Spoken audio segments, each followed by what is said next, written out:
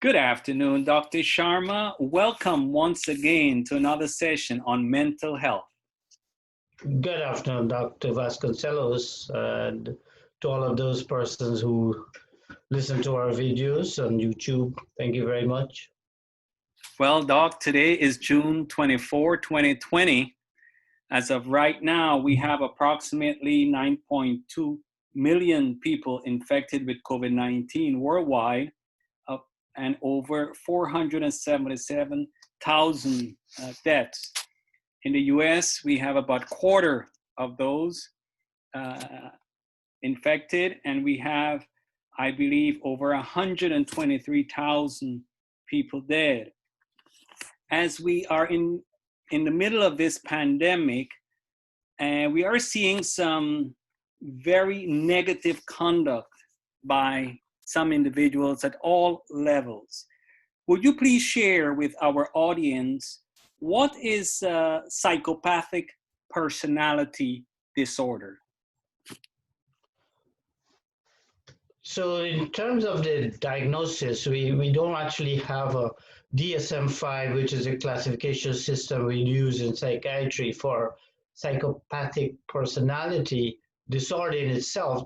But psychopathy or psychopathy, as some people say, is recognized now by the American Psychiatric Association as a component of what is a diagnosis called antisocial personality disorder. So for the first time, it's actually given credence, which is psychopathic behavior has been recognized in persons of very dangerous mentality who truly lack a conscience for generations of time. And these people actually were well known in the literature, the dark literature of our world history, as almost demonic people who have been able to do atrocious acts and manipulate persons to do the acts for them. You know, if we look at Hitler, he's a good example of that, where so many lives were lost because of his personality defects. There are many others leadership positions who behave in this manner. Currently in the world, I'm not going to call names, but there are a lot of people who recognize these individuals. And the predominant trait that we see in persons with this antisocial personality disorder, holding psychopathic personality traits, is a lack of a conscience. They manipulate very well.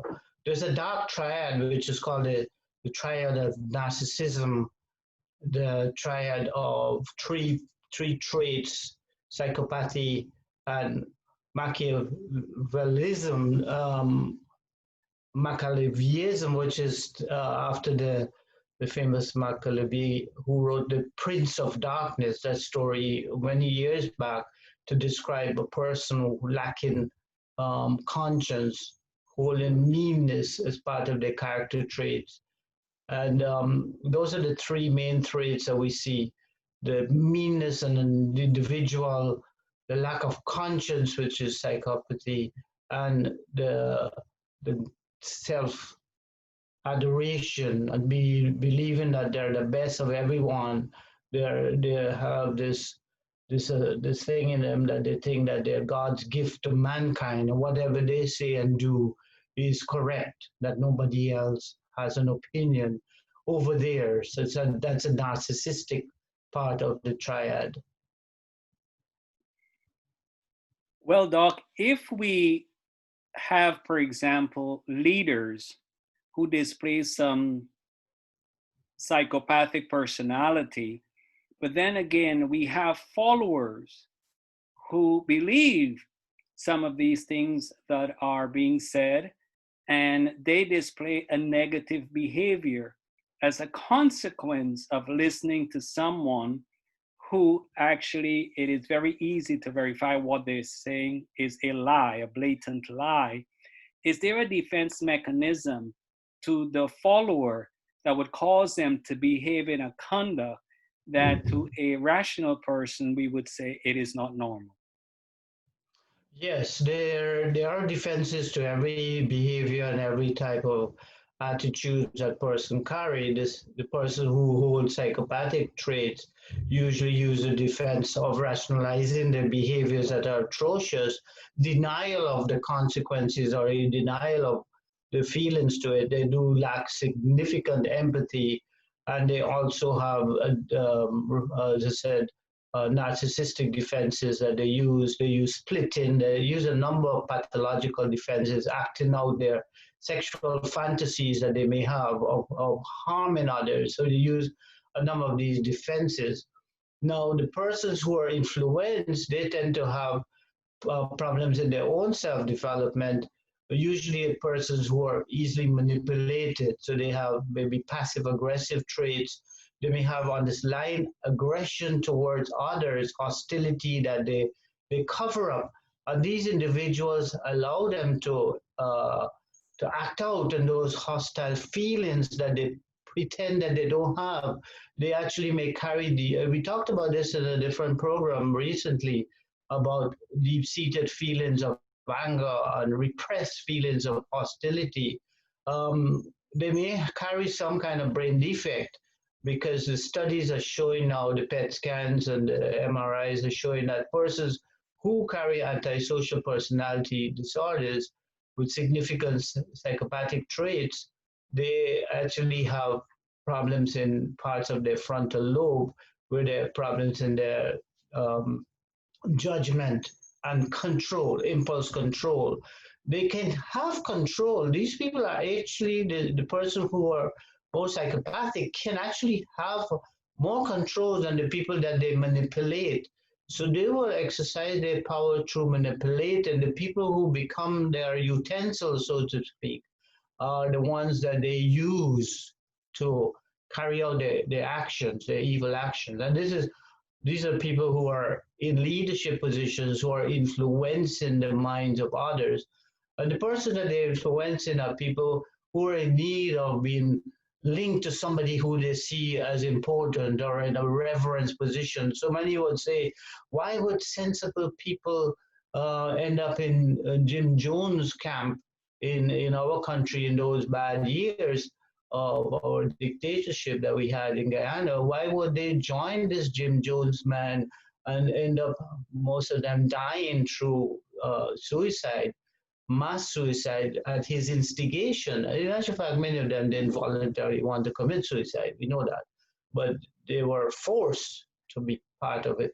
But he had tremendous control. It's almost like what we call a mind control.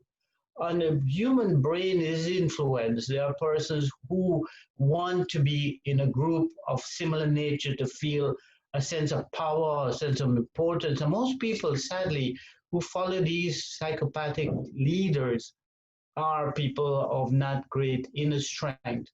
Their moral values are poor, they lack conscience. And it's a sad thing to say, but it's part of the world that we live in. In truth, the numbers are much less than the good people of the world. The people who are well balanced in their personality and are what we would call normal in their behaviors.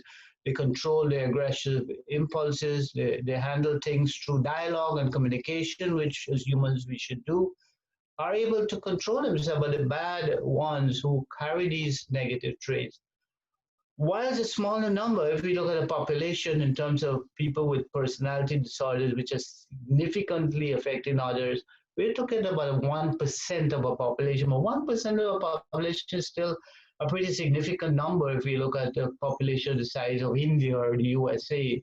We have them in every society. They are there. And what do? These people who are psychopathic, they come out of positions which actually are very powerful. Many of them come out from positions of legality or the justice system, or maybe the police force or militaries. If you look at many of our leaders in the world, they've had backgrounds in these kind of areas of careers, and they have that sort of background training to make them into powerful individuals. So they do influence. So the question that you asked, how are they influencing people? They have that charisma to them. The persons with these psychopathic personality traits, they're very charming, many a time they look almost sanctimonious in the way they behave, almost very moralistic. They use a defensive reaction formation to pose a side of themselves that is almost completely opposite to their true nature.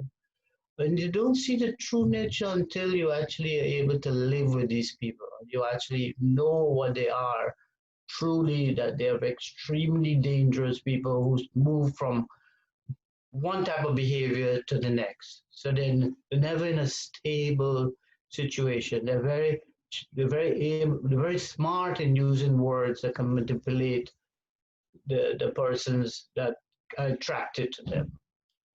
Doc, we have covered a lot, and I think we're going to need a second session to continue with our psychopathic personality traits.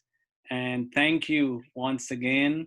It is unfortunate when people do not have the ability to just have a balanced critical thinking and rather listen to to what some people say, and especially in this day where we can verify, we can fact check. Sure.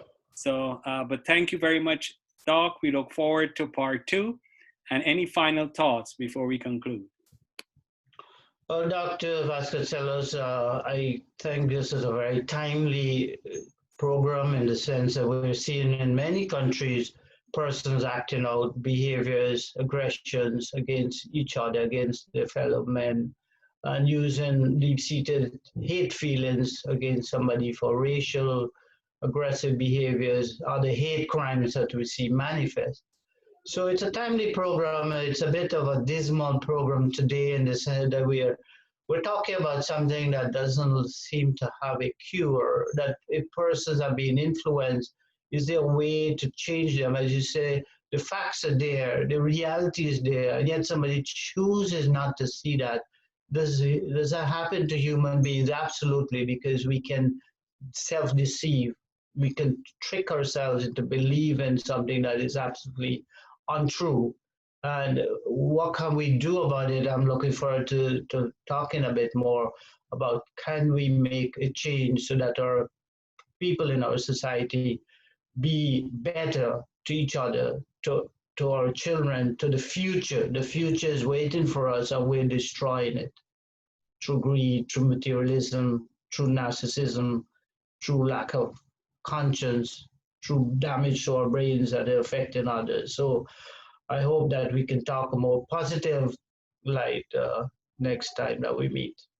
Absolutely, Dr. Sharma. Thank you so much. It's important for those listening to know that there is help. There's always help. And thank you for educating us. May God richly bless you until we meet again.